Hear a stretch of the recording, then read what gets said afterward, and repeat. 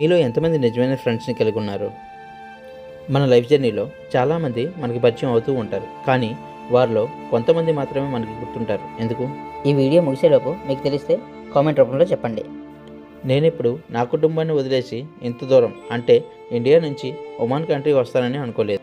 నేను ఈ Oman country వచ్చి 7 మంత్స్ అయింది. ఈ 7 మంత్స్ ఎలా గడిచాయో తెలుసా? అదే ఫ్రెండ్షిప్. ఈ కాలాన్ని మనకు తెలియకుండా ముందుకు తీసుకెళ్లేదే ద ఫ్రెండ్షిప్.